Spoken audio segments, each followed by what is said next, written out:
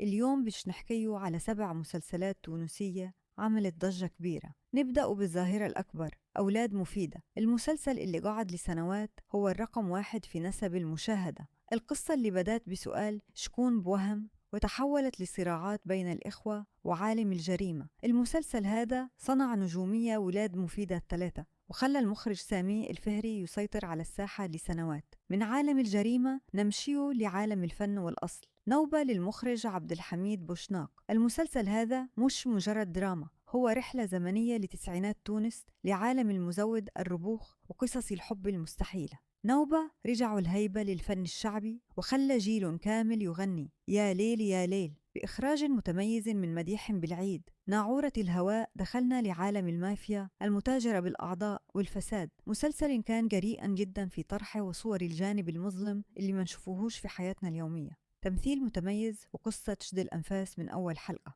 هنا نحكيو على الإبداع الإنساني. مسلسل الحرقة للمخرج لسعد الوسلاتي. المسلسل هذا ما يتفرجش فيه الواحد بش يتفرج فيه بش يحس بوجيعة مئات العائلات. صور واقع الحراقة في البحر وفي مراكز الاحتجاز في إيطاليا بطريقة سينمائية عالمية. نضال السعدي في دار يحيى في مسلسل الفوندو. قصة الشاب اللي يدخل الحبس، ظلم ويخرج بش يثبت براءته في مجتمع ما يرحمش. المسلسل نجح برشا بفضل التشويق سسبنس اللي خلى التوانسة الكل يستناه في الحلقة الأخيرة بش يعرفوا الحقيقة. سامي الفهري رجع ببراءة وطرح مواضيع هزت الرأي العام كيف الزواج العرفي. المسلسل هذا عمل انقسام كبير في تونس بين مؤيد ومعارض، لكن الأكيد إنه نجح في إنه يخلي الناس الكل تحكي عليه وتناقش قوانين الأحوال الشخصية من جديد. وختامها مع فلوجة للمخرجة سوسن الجمني. المسلسل اللي هز التابوات داخل المعاهد التونسية.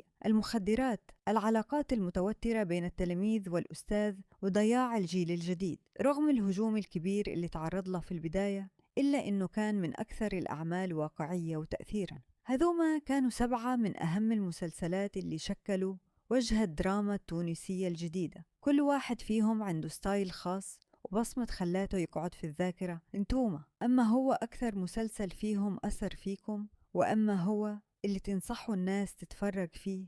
ما تنساوش تعملوا لايك، تشتركوا في القناة وتفعلوا الجرس باش يوصلكم كل جديد.